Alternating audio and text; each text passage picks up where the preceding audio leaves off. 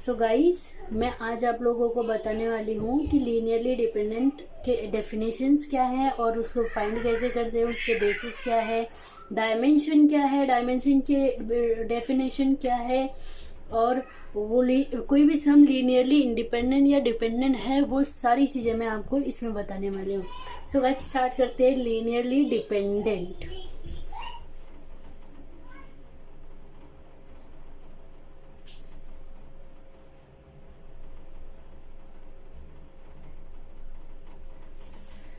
Alpha is not equal to 0.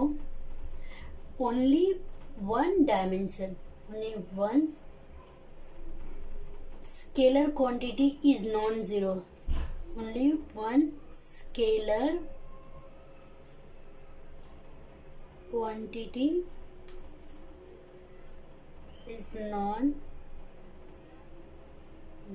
Is called as linearly dependent. Is called as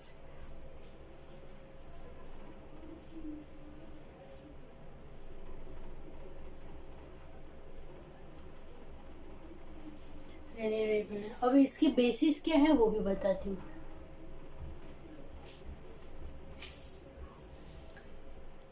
S is equal to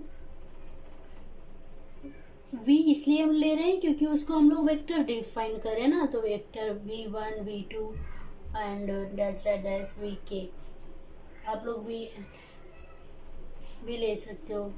late v be a real vector space।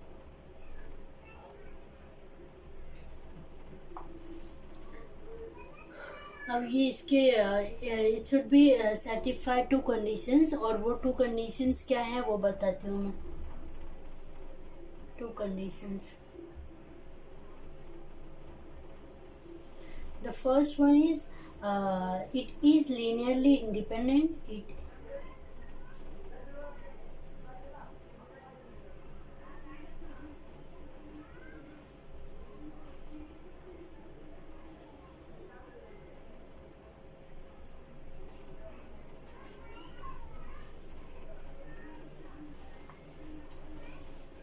And the second one is LS generator. LS is generates vector space.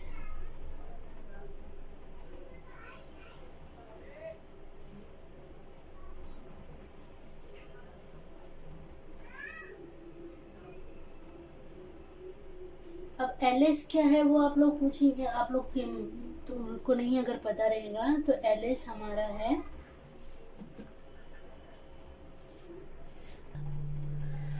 So guys, हमारा LS क्या होता है, क्योंकि LS is the V stands for linear combination of S, linear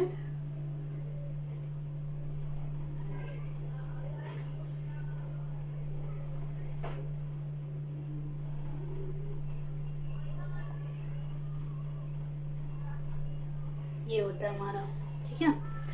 अब अपन आते हैं, ये हमारा हो गया टू कंडीशंस हो गए ये, फिर लीनियर डिपेंडेंस के। अभी अपन आते हैं डायमेंशन के डेफिनेशंस के बारे में। डायमेंशन के बारे में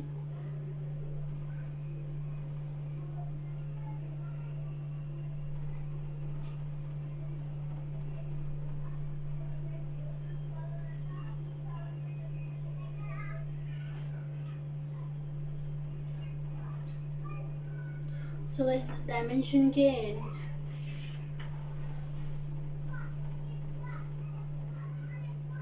अभी आप आते हैं डायमेंशंस के बारे में। डायमेंशन के बारे में पढ़ते हैं, डायमेंशन के डेफिनेशन क्या है। सो इस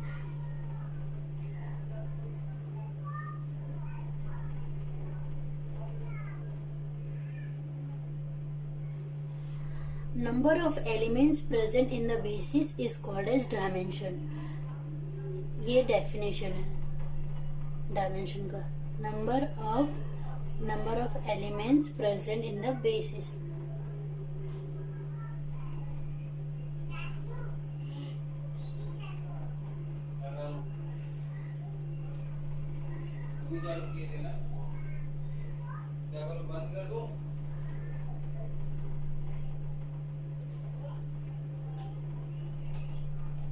is called dimension.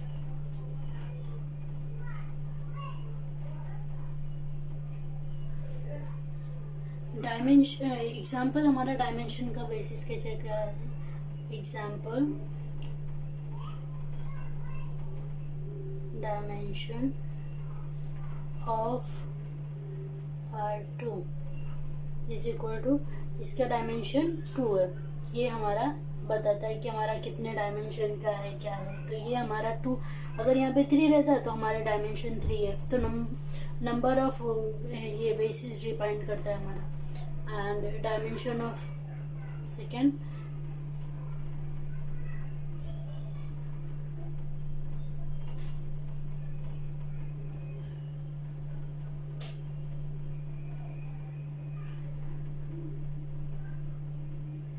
ये हमारा है एग्जाम्पल। अगर यहाँ पे 2 और 2 रहता है, ये हमारा मल्टीप्लाई होके 2 हो जाएगा। ठीक है, हमारा m अगर 2 रहा और n हमारा 2 रहा, m हमारा 2 रहा, तो 2 2 4, तो हमारा ये डायमेंशन इसे फाइंड करते हैं। ओके गाइस, सो लीनियरली ट्रांसफॉर्मेशन के प्रॉपर्टीज 2 प्रॉपर्टीज होते हैं। मतलब अगर हम लोग को लीनियर ट्रांसफॉर्मेशन को सेटिस्फाई करना है तो अपन के पास 2 प्रॉपर्टी, अगर कोई भी सम है उसका लीनियरली ट्रांसफॉर्मेशन है कि नहीं है, वो लीनियरली डिपेंडेंट है कि नहीं है, वो अगर हम लोग को जानना है तो हमारे पास हमको 2 प्रॉपर्टीज जो हैं वो जानने पड़ेंगे और वो सेटिस्फाई होने चाहिए उस सम में। अगर वो सेटिस्फाई नहीं हुआ तो हमारा लीनियरली ट्रांसफॉर्मेशन नहीं है। सो गाइस, हम लोग वो देखते हैं कि वो 2 प्रॉपर्टीज क्या हैं और उसके सम क्या है। ओके,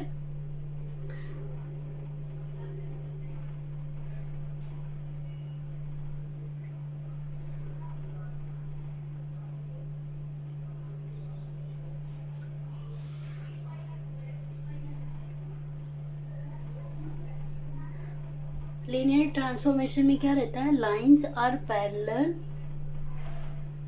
लाइंस आर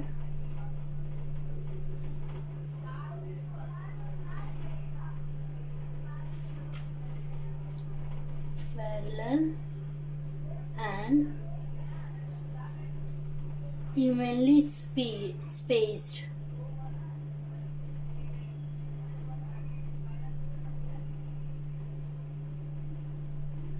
ये हमारा है लीनियर ट्रांसफॉर्मेशन के डेफिनेशन। अगर आप लोग को नहीं समझ में आ रहा था, मतलब आए कि हमारा लीनियर ट्रांसफॉर्मेशन का क्या रहना चाहिए, तो हमारे लाइंस जो रहते हैं वो पैरेलल होने चाहिए और इवनली स्पेस्ड होने चाहिए। ओके, और उसके 2 प्रॉपर्टीज क्या हैं? वो हैं, it should be satisfy 2 properties. Okay, linearly transformation क्या रहना चाहिए? It should be satisfy with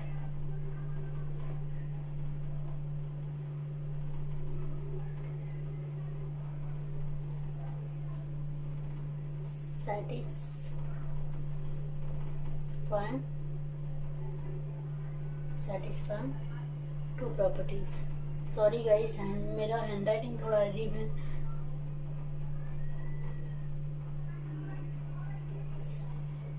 Okay, the first one is t of x plus y is equal to t of x plus t of y for x and y belongs to the v. Okay, and the second one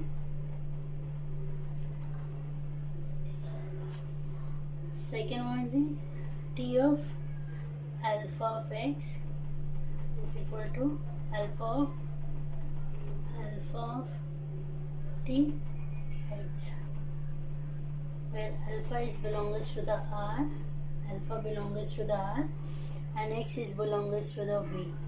Okay, सो इस example देखते हैं अभी इसका कि ये linearly transformation है कि नहीं है, और इट नॉट लीनियरली बिकॉज, और देखते हैं कि उसके सेटिस्फाई करता है कि नहीं। अपन प्रॉपर्टीज देखते हैं। तो अपन पहले ये देखते हैं एग्जाम्पल। फर्स्ट इज आर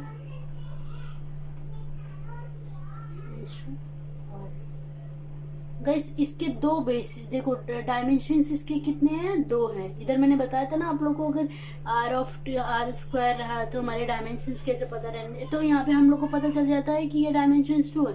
और अगर डायमेंशंस हमारे सेम होते हैं ना, तो हमारा कभी भी लीनियरली वो प्रॉपर्टीज हमारे सेटिस्फाई नहीं होते हैं, और वो लीनियरली ट्रांसफॉर्मेशन नहीं रहता है। ओके, सो मान लो अभी करते हैं T of x and y is equal to x and y comma of y. Sorry guys, t of x and y is equal to x, y and y. Okay, ये linearly transformation नहीं है, क्योंकि हम लोग को ये हमारा अगर सेम रहेगा तो ये हमारी लीनियर ट्रांसफॉर्मेशन नहीं है। ये तो हमें यहीं पे पता चल गया, it's not a linear transformation because properties are not satisfied. देखो प्रॉपर्टीज यहाँ पे कहाँ सेटिस्फाई होगा, x प्लस वाई है ही नहीं, तो हमारा पहला प्रॉपर्टीज ही सेटिस्फाई नहीं हो रहा, क्योंकि यहाँ पे प्लस है ही नहीं। तो आप उनको यहाँ पे लिख देने का, it's not linear transformation because properties are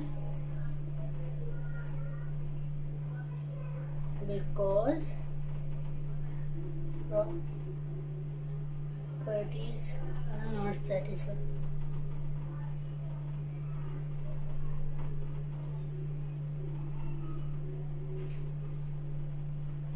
okay, और अगर सेकंड देखना रहा कि अभी हम लोग दूसरा एग्जाम्पल देखते हैं। ओके गाइस, सेकंड एग्जाम्पल हम लोग देखते हैं, और अब उसको पहला अगर कोई भी सम अपन देखते हैं ना, सम देखते हैं जैसे लाइक हमारा ट्रांसफॉर्मेशन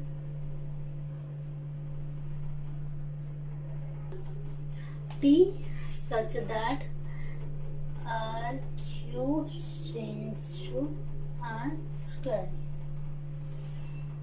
be defined.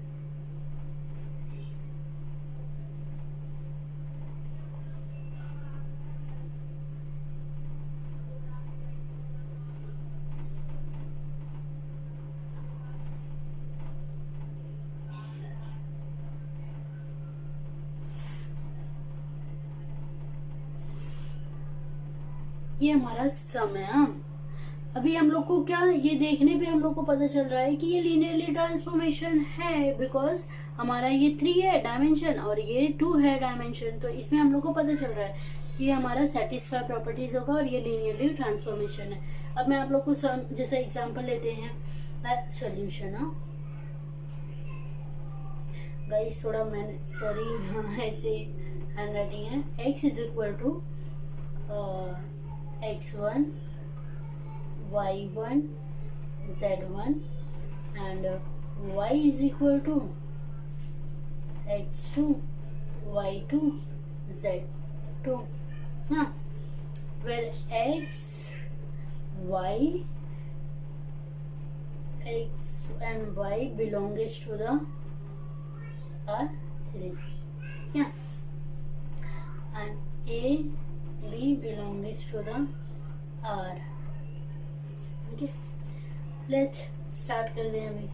अभी एग्जांपल फर्स्ट प्रॉपर्टी अपन लगा रहे हैं, ठीक है। T of A of x1 y1 z1 plus b of x2 y2 and z2 is equal to, अभी टी ऑफ अपन लेते हैं ब्रैकेट में, अभी ये ए को अपन सबसे मल्टीप्लाई करेंगे और बी को सबके साथ लेंगे, ठीक है। तो क्या करेंगे, ए x1 प्लस सॉरी गाइस, ए y1 और फिर ए z1 प्लस बी x2 और फिर भी y2 और फिर भी z2, ओके। फिर इज इक्वल टू अभी अपन ऐड करते हैं ax1 b plus of bx2 and फिर ay1 plus of by1 plus az1 plus of az1 plus of bz2। ठीक है, तो अभी अपन टी को बाहर ही निकालते हैं और ये सबको ऐड करते हैं ax1 प्लस bx2, फिर कॉमा ब्रैकेट में नहीं लिखते, कॉमन लेते हैं ay1 plus by2, comma az1 plus bz2। क्या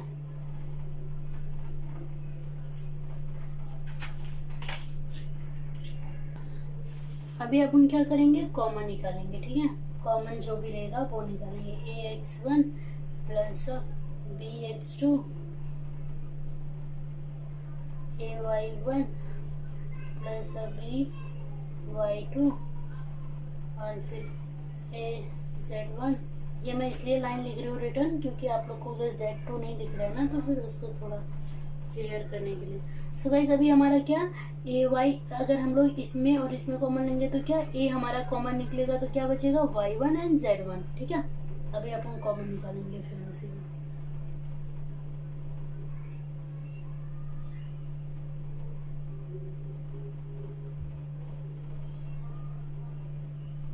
a कॉमन निकालेंगे तो क्या बचेगा y1 प्लस z1, और अगर प्लस ऑफ b कॉमन निकालेंगे तो हमारा क्या बचेगा y2 प्लस z2।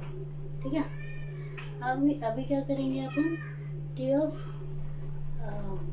ax1 को यहाँ पे रखते हैं ax1 और x1 y1 z1 को साथ में लाते हैं। a हमारा कॉमन निकाले ना, तो इसको साथ में लाते हैं y1 plus z1 and b का पार्ट भी यहाँ पे लेके आते हैं, जैसे b of x2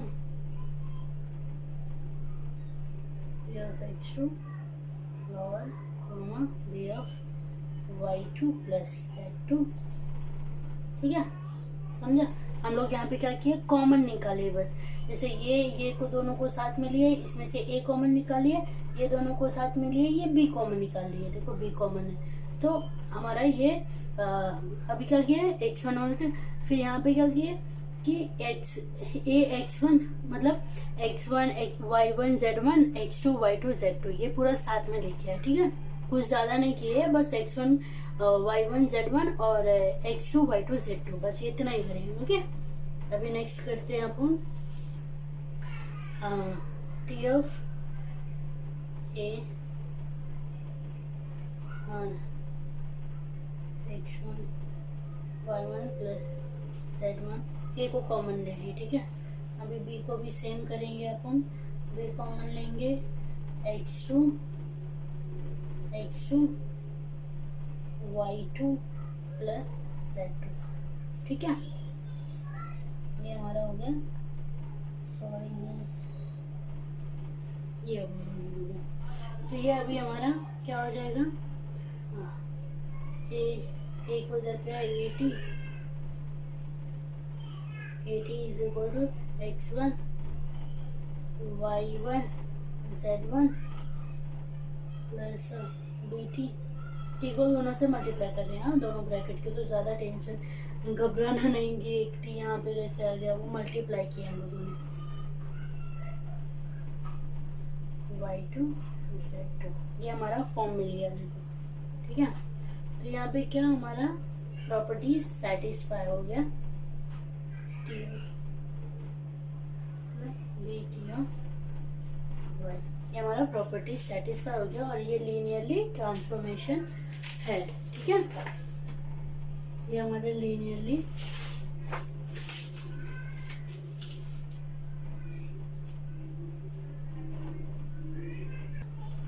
so guys थोड़ा वीडियो में नहीं दिखाया, सॉरी मैंने ध्यान नहीं दिया, तो मैं बता देती हूँ आपको, फिर से एक बार एक्सप्लेन करती हूँ। ये हमारे क्वेश्चंस रहेंगे T is equal to R3 और R2 be defined by the x1 x2 xy, और यहाँ पे हम लोग सेटिस्फाई करेंगे प्रॉपर्टीज जो कि मैंने आप लोग को यहाँ पे बताया, ठीक है।